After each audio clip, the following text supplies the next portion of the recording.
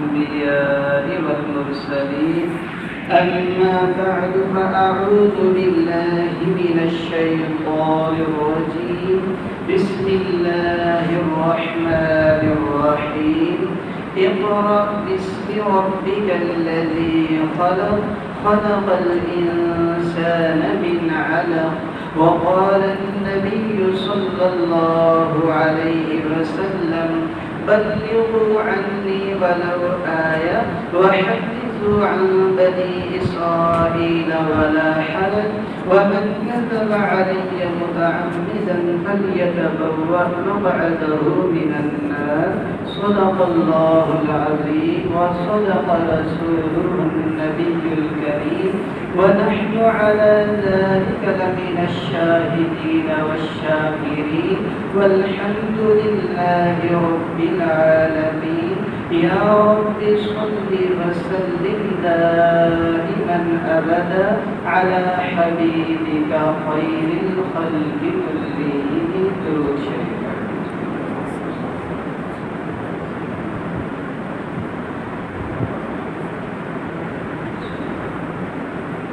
میرے نہایت ہی واجب الاحترام قابل صدر کرام معزز سامعین کرام، یہ شوال المکرم کا مہینہ ہے اور دینی تعلیم مدارس دینیہ کے آغاز کا مہینہ ہے۔ مدارس دینیہ کے اندر تعلیم کا آغاز وہ شوال المکرم سے ہوتا ہے اور اس کا اختتام شعبان المعظم کے شروع میں ہوتا ہے۔ تو علم دین کتنی فضیلت والی بات ہے، دین کی بات سننا کتنی فضیلت کی بات ہے، تو قرآن و سنت کی روشنی میں مختصر عرض کروں گا۔ دعا ہے کہ اللہ تبارک و تعالی ہمیں علوم دینیہ کا شوق نصیب فرما دے۔ حضرات صحابہ کرام کی ترتیب یہ تھی، ایک ہوتا ہے ایک آدمی مستقل عالم بنے، 8 سال لگائے اپنے آپ کو وقف کرے، ایک یہ ہے کہ روزمرہ کا ضروری علم اس کو حاصل ہو جائے۔ تو عام صحابہ کرام نے یہ ترتیب بنائی ہوتی تھی کہ 2 آدمی آپس میں جوڑی بنا لیتے تھے۔ آج آپ نے حضور کی بارگاہ میں جانا ہے تو میں کام کاج کروں گا، کل میں نے جانا ہے تو آپ کام کاج کریں گے۔ تو مسجد سے اور علم دین کے ساتھ تعلق یہ قرآن و سنت کی روشنی میں بہت ضروری ہے۔ نبی کریم صلی اللہ علیہ وسلم فرماتے ہیں بلغوا عنی ولو آیا، ایک بھی بات معلوم ہو میری طرف سے تو اس کو آگے پہنچا دو۔ یہ ہم سب کی ذمہ داری ہے، ایک بھی اچھی بات ہو تو اس کو آگے پہنچانا یہ ہماری ذمہ داریوں میں شامل ہے۔ جس آدمی کے ساتھ اللہ اچھائی کا ارادہ کرتے ہیں تو اس کی علامت کیا ہوتی ہے؟ پیارے آقا فرماتے ہیں من یرید اللہ بہ خیرا یفقہہ فی الدین، جس آدمی کے ساتھ اللہ خیر کا ارادہ فرماتے ہیں اللہ تعالیٰ اس کو دین کی سمجھ عطا فرما دیتے ہیں۔ تو دین کی سمجھ کا عطا ہونا گویا کہ اللہ رب العزت کی طرف سے اس آدمی کے ساتھ خیر کا ارادہ ہے۔ 3 چیزیں ایسی ہیں جو مرنے کے بعد بھی آدمی کے لیے کام آنے والی ہیں، ذخیرہ آخرت ہم اس کو کہہ سکتے ہیں۔ دنیا میں بھی ہمارے لیے غنیمت ہیں، آخرت میں بھی غنیمت ہیں۔ تو پیارے آقا ارشاد فرماتے ہیں اذا مات الانسان انقطع عنه عمله الا من 3، جب آدمی مر جاتا ہے اس کے سارے اعمال ختم ہو جاتے ہیں سوائے 3 چیزوں کے، کہ 3 چیزوں کا فائدہ اس کو مرنے کے بعد بھی پہنچتا رہے گا۔ الا من صدقۃ جاریہ، کوئی صدقہ جاریہ اس نے اپنے لیے کر دیا، جیسا کہ جگہ وقف کر دی، جیسا کہ مسجد میں خرچ کر دیا، جیسا کہ کہیں پانی کی سبیل لگا دی، اور اس طرح کوئی بھی دینی کام کے اندر اپنا حصہ ڈال کر صدقہ جاریہ کر دیا تو یہ مرنے کے بعد بھی اس کے کام آئے گا۔ او علم ینتفع بہ، کسی نے کوئی علم کی ایسی بات چھوڑ دی جس سے لوگ نفع اٹھاتے ہیں، کسی کو عالم بنا دیا، کسی کو حافظ بنا دیا، کسی کو ناظرہ قرآن کریم پڑھا دیا، اور اسی طرح دین کی کوئی اچھی بات چھوڑ دی وہ نفع دے گی۔ اور ولد صالح یدعو لہ، جو آدمی اپنی نیک اولاد چھوڑ کر جائے گا یہ بھی اس کے لیے صدقہ جاریہ ہے، اس کی اولاد بھی آگے آدمی کے لیے صدقہ جاریہ ہوتی ہے۔ تو یہ نیک اولاد کا ہونا یہ بھی آدمی کے لیے صدقہ جاریہ بن جاتا ہے۔ اور جو ہم دین کی بات سننے کے لیے آتے ہیں، جیسے ابھی جمعے میں تشریف لائے یا درس میں آتے ہیں یا کسی بھی بات میں آتے ہیں اور کوئی دین کی بات سننے کی نیت کر کے اگر ہم آتے ہیں تو اس کے لیے کیا ہے؟ تو پیارے آقا صلی اللہ علیہ وسلم کا ارشاد گرامی ہے، حضرت کثیر ابن قیس فرماتے ہیں کہ میں دمشق میں بیٹھا ہوا تھا، حضرت ابو دردہ رضی اللہ تعالیٰ عنہ کے بعد دمشق میں بیٹھا ہوا تھا، ایک آدمی آگے اور اس نے کہا کہ اے ابو دردہ صحابی رسول ہیں، میں حضور کے شہر مدینہ منورہ سے آیا ہوں، مجھے پتہ چلا ہے کہ آپ کے پاس حضور کی ایک حدیث موجود ہے جو آپ نے براہ راست حضور کے منہ سے سنی ہے، وہ مبارک سے میں وہ آپ سے سننا چاہتا ہوں۔ حضرت ابو دردہ نے پوچھا اس کے علاوہ بھی کوئی کام تھا؟ کہا اس کے علاوہ کوئی کام نہیں تھا۔ تو حضرت نے ارشاد فرمایا کہ میں نے نبی کریم صلی اللہ علیہ وسلم سے سنا، من سلک طریقا یطلب فیہ علما، جو آدمی کسی راستے پر چلتا ہے علم کی کوئی بات سیکھنے کے لیے تو اللہ تعالیٰ اس کو جنت کے راستے پر چلا دیتے ہیں۔ اس لیے علماء فرماتے ہیں یہ جو آدمی چل کر مسجد کی طرف آتا ہے، کسی دین کے مسئلے کو پوچھنے کے لیے آتا ہے، کوئی دین کی بات سیکھنے کے لیے جاتا ہے، یہ حقیقت میں جنت کے راستے پر چل رہا ہوتا ہے۔ اس کے لیے پورا علم کا ہونا بھی ضروری نہیں ہے۔ ایک بزرگ حضور کی خدمت میں آئے، بڑی عمر کے بزرگ تھے، اور انہوں نے کہا یا رسول اللہ مجھے کوئی دین کی بات سمجھائے، میں اس لیے آیا ہوں۔ حضور نے فرمایا جس پتھر کے پاس سے آپ گزرے، جس ٹیلے اور درخت کے پاس سے آپ گزرے، وہ سارے کے سارے آپ کے لیے دعا اور استغفار کے اندر لگے ہوئے ہیں۔ علم دین کی نیت کرنے کی اتنی بڑی فضیلت ہے۔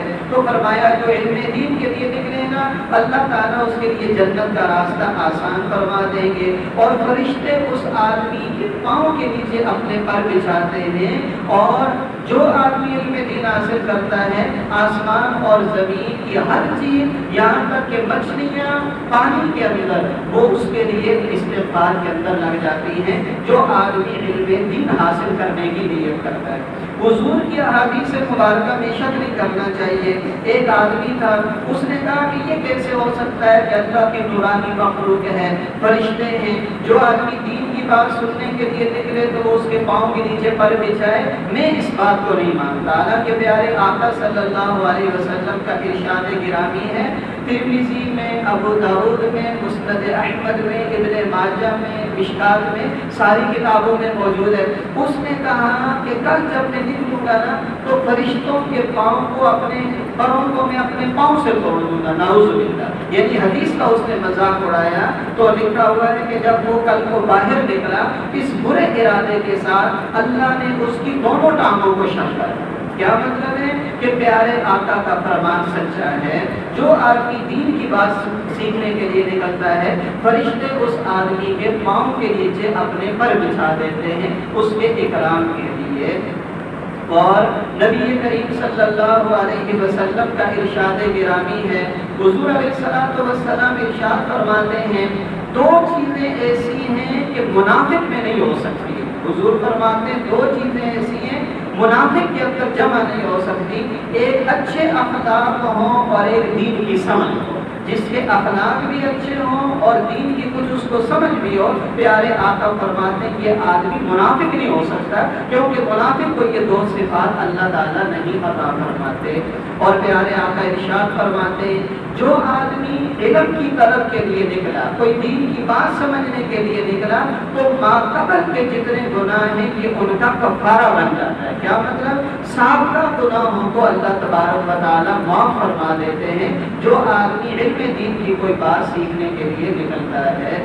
اور آدمی دین کی بات کب تک سنے گا؟ ہمیں سے اکثر کہا جاتا ہے کہ بھئی ہمیں سب کچھ معلوم ہے، لیکن یہ صحیح بات یہ ہے جو پیارے آقا صلی اللہ علیہ وسلم نے فرمائی۔ حضور فرماتے ہیں لَن يَشْبِعَ الْمُؤْمِنُ مِنْ خَيْرٍ يَسْمَعُهُ حَتَّى يَكُونَ مُنْتَهَاهُ الْجَنَّةُ۔ حضور فرماتے ہیں ایمان والا اچھی بات سے کبھی سیر نہیں ہوگا یہاں تک کہ وہ جنت میں پہنچ جائے۔ یعنی موت تک مومن کے اندر علم کی تڑپ اور حرص موجود رہے گی، موت کے ساتھ ہی وہ ختم ہو سکتی ہے، ورنہ کوئی چیز اس کی تڑپ کو ختم نہیں کر سکتی۔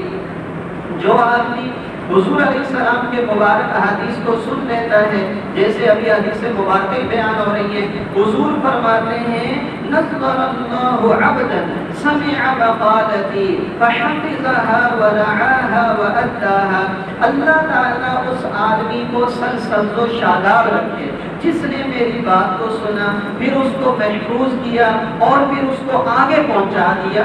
اللہ تبارک و تعالیٰ اس آدمی کو سرسبز و شاداب رکھے۔ تو پیارے آقا کی دعا خود بخود موجود ہے، لیکن بس اتنی بات ہے کہ ہم اس شرط کو پورا کریں جو ہمارے پیارے آقا صلی اللہ علیہ وسلم نے بتائی ہے۔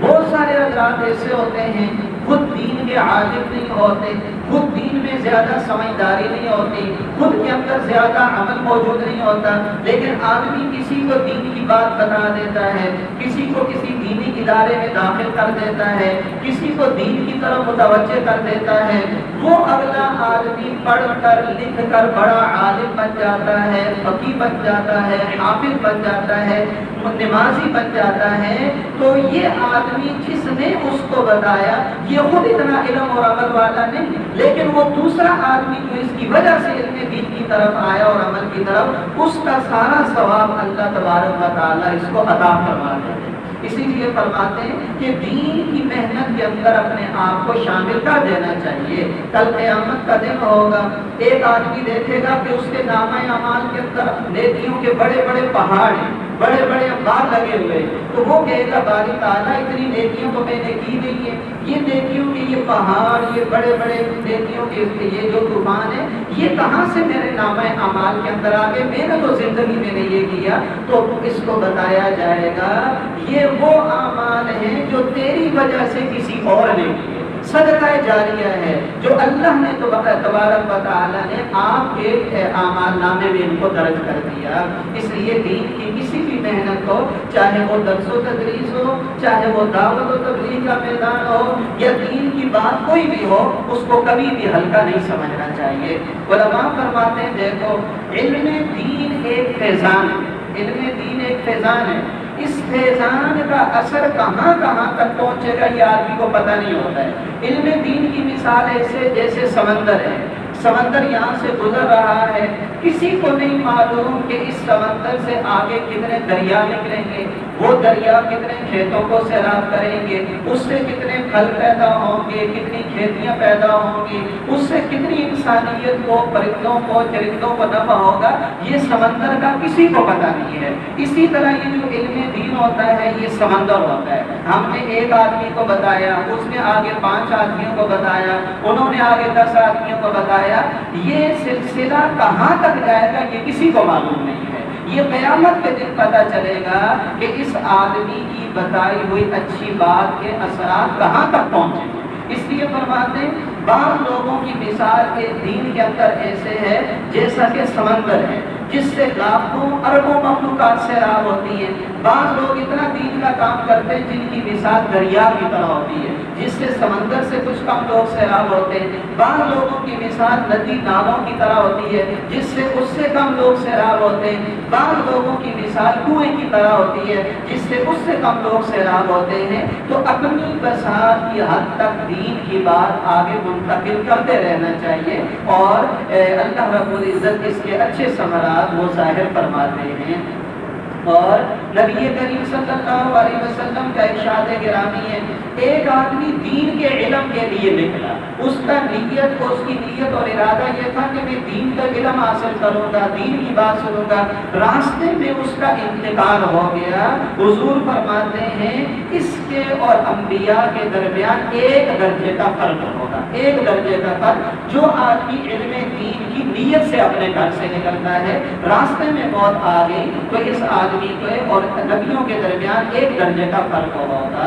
اور ہم نے کراچی میں کئی دفعہ دیکھا، جامعہ فاروقیہ کراچی ایک بڑا ادارہ ہے، بزرگ ایک تشریف لا رہے تھے بالکل ہمارے سامنے، اللہ کی طرف سے موت کا فیصلہ کعبہ کسی کو پتا نہیں ہے، جیسے نماز کے لیے مسجد کے دروازے پر پہنچا ادھر ہی گر گیا اور ادھر ہی اس کا انتقال ہو گیا۔ تو دیکھیں اچھی نیت سے مسجد کے لیے جا رہا تھا اور وہاں حضرت شیخ الحدیث مولانا سلیم اللہ خان صاحب رحمۃ اللہ علیہ حضرت کے درس کا سلسلہ تھا، اگر وہ ان نیتوں کے ساتھ آیا تھا تو اس کے اور نبیوں کے درمیان ایک درجے کا فرق ہے۔ کتنی بڑی فضیلت اللہ رب العزت نے دین کے علم والوں کے لیے رکھی ہوئی ہے۔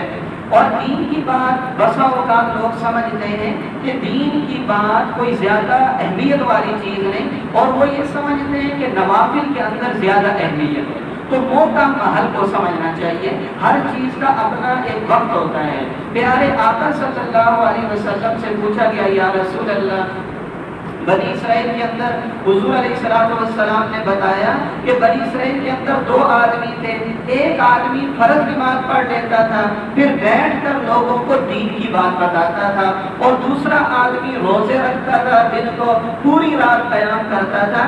ایہما افضل، ان میں افضل آدمی کون سا ہے؟ اب فیصلہ حضور کا ہے۔ ایک آدمی وہ ہے جو دن بھر روزہ رکھتا ہے، ساری رات نفل پڑھتا ہے، دوسرا آدمی فرائض کا اہتمام کرتا ہے اور لوگوں کو دین کی بات بتاتا ہے۔ یا رسول اللہ، افضل بندہ کون ہے؟ قال رسول اللہ صلی اللہ علیہ وسلم، پیارے آقا صلی اللہ علیہ وسلم نے فرمایا، فضل هذا العالم الذي يصلي المكتوبة ثم يجلس فيعلم الناس الخير على العابد الذي يصوم النهار ويقوم الليل كفضلي على أدناكم۔ حضور نے فرمایا، یہ جو فرائض کا اہتمام کرتا ہے پھر لوگوں کو خیر کی باتیں بتاتا ہے، اس کی فضیلت اس آدمی پر جو پورا دن روزہ رکھتا ہے اور ساری رات عبادت کرتا ہے۔ حضور فرماتے ہیں اس عالم کی اور لوگوں کو دین کی بات بتانے والی کی فضیلت اس عابد پر اس طرح ہے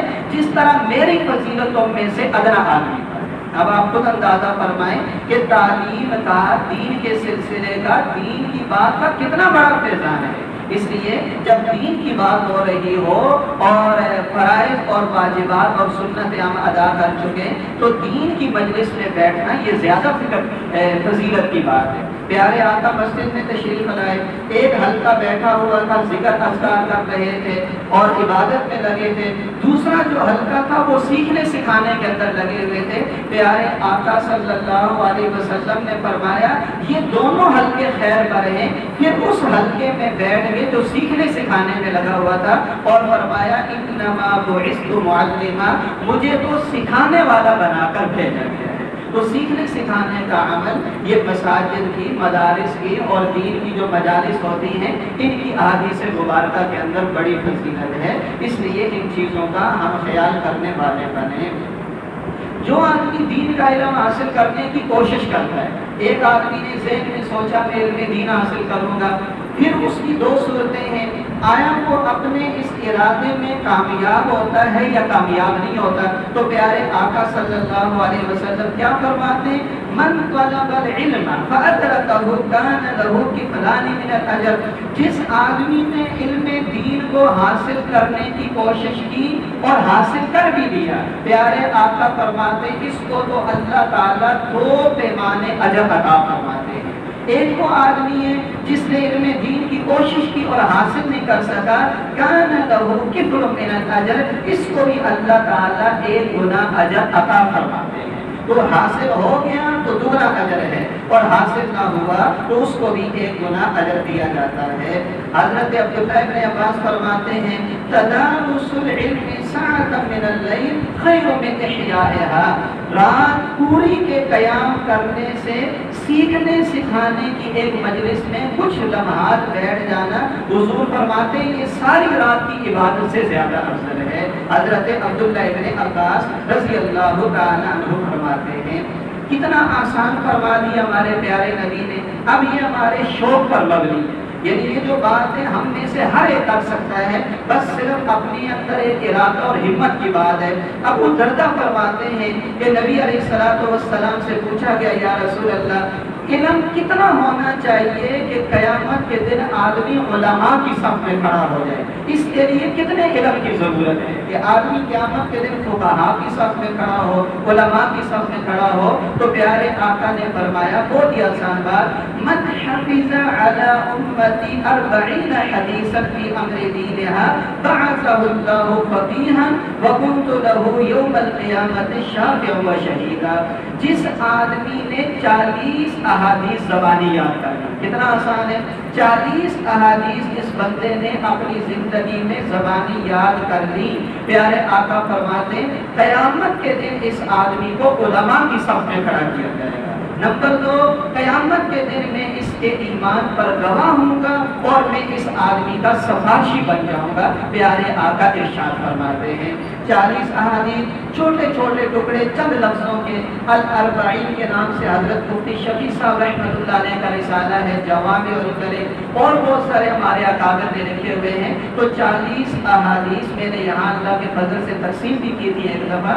تو جن ساتھیوں کو چاہیے یہ 40 حدیث کا چند ورقوں کا ایک کتابچہ ہے, روزانہ ایک حدیث یاد کریں تو 40 دنوں میں 40 حدیثیں یاد ہو جائیں گی اور آدمی علماء کی صف میں کھڑا ہو جائے گا. کتنا آسان کر دیا. تو انشاءاللہ اس کا ارادہ فرماتے ہیں انشاءاللہ. تو الاربعین اور جوامع الکلم کے نام سے چھوٹے چھوٹے خوبصورت کتابچے ہیں, یاد کریں, کسی کو سنائیں. 40 احادیث یاد کر کے اپنے پیارے آقا کی سفارش بھی حاصل کریں, اپنے پیارے نبی کی گواہی بھی حاصل کریں اور قیامت کے دن علماء کی صف میں بھی ہم کھڑے ہو جائیں. اور یہی بات ہماری بچیوں کو بھی معلوم ہو جائے. بچیاں بڑے شوق سے یاد کرتی ہیں, ہمارے بچوں کو معلوم ہو, وہ بڑے شوق سے یاد کرتے ہیں. تو یہ 40 احادیث کی فضیلت ہے. وہ 2 آدمی ایسے ہیں پیارے آقا فرماتے ہیں ان کا پیٹ کبھی نہیں بھرتا ہے. ایک دنیا کا حریص ہے, اس کا پیٹ کبھی نہیں بھرتا ہے. حضور فرماتے ہیں اگر اس کے پاس ایک وادی سونے کی ہو تو دوسری وادی کی فکر کرے گا, یہاں تک کہ قبر کی مٹی ہی آدمی کا پیٹ بھر سکتی ہے. ورنہ دنیا میں کوئی مال کی حد نہیں ہے جس کے بعد آدمی کہے کہ میرے لیے کافی ہے. اور دوسرا جو علم دین کا شوق رکھتا ہے کہ مجھے کوئی دین کی بات پتہ چل جائے, اس آدمی کا پیٹ بھی کبھی سیراب نہیں ہوتا جو آدمی علم دین کو حاصل کرنا چاہتا ہے. پیارے آقا صلی اللہ علیہ وسلم کا ارشاد گرامی ہے تعلموا العلم وعلموه الناس, علم دین حاصل کرو اور لوگوں کو بھی سکھاؤ, اور فرائض کا علم حاصل کرو, لوگوں کو بھی سکھاؤ, قرآن کا علم حاصل کرو, لوگوں کو بھی سکھاؤ. عنقریب مجھے دنیا سے اٹھا لیا جائے گا اور فتنوں کا ظہور ہوگا, اور ایک وقت ایسا آئے گا کہ لوگ مسئلہ پوچھنا چاہیں گے لیکن ان کو بتانے والا کوئی بھی نہیں ملے. آج آپ اللہ کے فضل سے میں عرض کرتا ہوں پاکستان کے اندر اللہ نے مدارس کا ایسا جال بچھا دیا ہے کہ ہمیں ہر گلی میں, محلے میں علماء, قراء, حفاظ میسر آ جاتے ہیں. ایسے ملک آج بھی موجود ہیں جہاں پورے شہر اور علاقے کے اندر کوئی بھی عالم موجود نہیں ہوتا, وہ دوسرے ملک والوں سے بیچارے پڑھ رہے ہوتے ہیں. تو یہ ہمارے لیے بڑی سعادت کی بات ہے. اس نعمت کی بھی ہمیں قدردانی کرنی چاہیے. آج اچھے ڈاکٹر اور انجینئر باہر سے پڑھ کے آتے ہیں اور پوری دنیا میں اعلیٰ دینی تعلیم کے لیے لوگ پاکستان کا رخ کرتے ہیں. یہ اعزاز اللہ تبارک و تعالیٰ نے پاکستان کو عطا فرمایا ہے. آج پاکستان دنیاوی تعلیم کے اعتبار سے غالباً 147ویں نمبر پر دنیا میں, کتنا پیچھے ہے, اور دینی تعلیم کے اعتبار سے پاکستان پہلے نمبر پر ہے. آپ اندازہ فرمائیں کتنی بڑی اللہ کی نعمت ہے, لیکن ہم لوگوں کو اس کی قدر نہیں ہے کیونکہ یہ چیز میڈیا کی زینت نہیں بنتی ہے. اور ہمارا سارا اعتماد, یقین, سننا, بولنا اور یہ سارا کچھ تو ہم نے میڈیا سے جوڑا ہوا ہے. حقائق کیا ہیں اس کی طرف ہماری توجہ نہیں ہوتی ہے. تو پاکستان علم دین کے اعتبار سے اللہ کے فضل سے پہلے نمبر پر ہے, اور پاکستان دنیا میں سب سے زیادہ حافظ تیار کرنے والا پہلا ملک ہے جو اللہ نے پاکستان کو یہ اعزاز عطا فرمایا. گزشتہ 2 سال پہلے وفاق المدارس العربیہ کو سعودی عربیہ نے ایک اعزازی شیلڈ دی ہے کہ پاکستان دنیا میں حافظ تیار کرنے والا سب سے بڑا ملک ہے جو اللہ تبارک و تعالیٰ نے اس کو یہ نعمت عطا فرمائی. تو اس لیے ان نعمتوں کی ہم قدردانی کرنے والے بنے. علم دین کی ایک بات حاصل کرنا کتنی بڑی فضیلت کی بات ہے۔ عامر ابن شعبی فرماتے ہیں کہ ایک آدمی یمن کے کنارے سے چلے اور شام کے آخری کنارے تک پہنچ جائے ایک بات دین کی سیکھنے کے لیے، دین کی ایک بات سیکھنے کے لیے ایک آدمی اگر یمن کے کنارے سے چلے اور شام کو پہنچ جائے، حضرت فرماتے ہیں یہ اس کا سفر کامیابی کا سفر ہے، ایک بات سیکھنے کے لیے۔ اور فرماتے ہیں حضرت سعید بن مسیب رحمۃ اللہ علیہ فرماتے ہیں کہ میں نے ایک حدیث سیکھنے کے لیے تین دن کا سفر کیا، پہلے 3 دن کا۔ آج اللہ کے فضل سے ہماری مسجدوں سے ہمیں حدیث مل جاتی ہے، لیکن کاش کہ ہمیں یہ شوق نصیب ہو جائے۔ آج ہمیں یہ سہولت اللہ رب العزت نے اپنے محلوں میں عطا فرما دی ہے، اور یہ قیمت کی بات ہوتی ہے، ذہن کی بات ہوتی ہے جس آدمی کو شوق لگتا ہے۔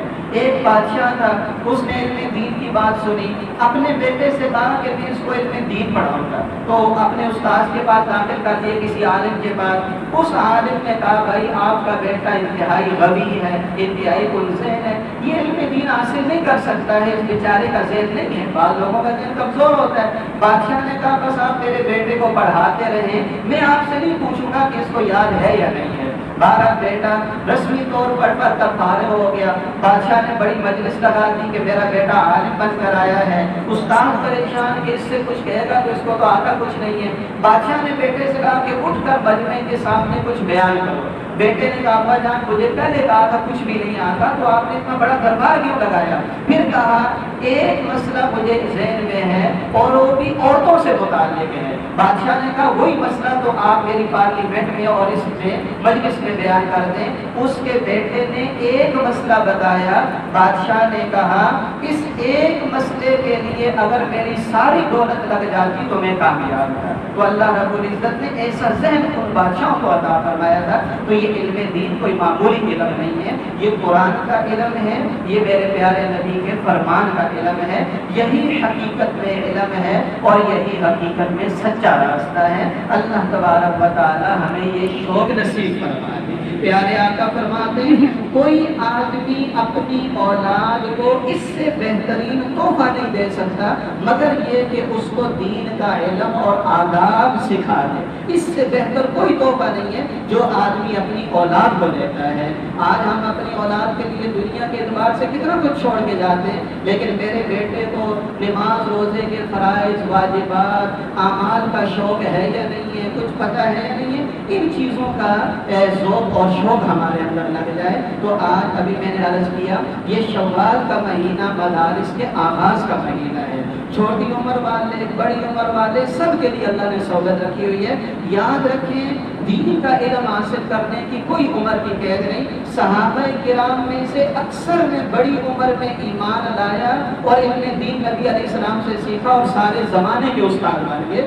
خود نہ تھے جو راہ پر اوروں کے ہاتھی بن گئے، وہ کیا نظر تھی جس نے مردوں کو مسیحا کر دیا۔ تو صحابہ نے سب کچھ بڑی عمر میں سیکھا ہے۔ تو آج اللہ کے فضل سے یہ سہولت بھی ہمارے مساجد اور مدارس کے اندر میسر ہے۔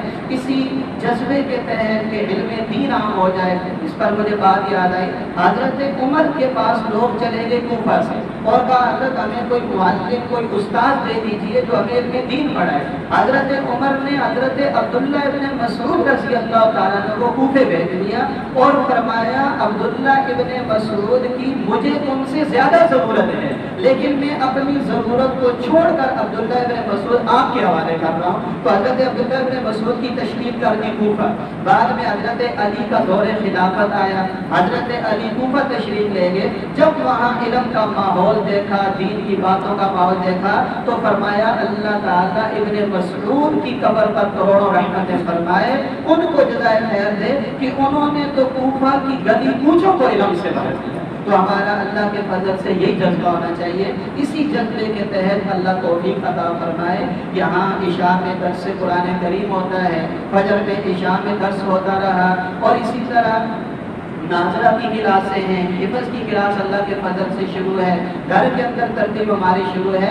अभी बच्चियों के लिए 6 साल जो आलिमात का कोर्स है और 2 साल जो दिरासात दीनिया का कोर्स है। बड़ी उम्र की ख़वातीन जो 6 साल नहीं पढ़ सकती हैं या 2 साल भी नहीं पढ़ सकती और तर्जमा और तफसीर जो बच्चियाँ या ख़वातीन सीखना चाहती हैं, तो इंशाअल्लाह हमारे यहाँ मुत्तसिल घर में ये मदरसा जामिअतुल उलूम इस्लामिया लिलबनात, जो ख़वातीन जितना वक्त दे सकें, जो 6 साल कोर्स करेंगे उनको तो पूरा वक्त चाहिए होगा, इसके अलावा जो अपने वक्त की तरतीब हो तो तर्जमा, तफसीर और दीन के ज़रूरी मसाइल वो इंशाअल्लाह वो सीख सकती है। इस हवाले से ख़वातीन आकर घर में रब्ता कर सकती हैं, इंशाअल्लाह ये सहूलत मुयस्सर होगी। यहाँ मस्जिद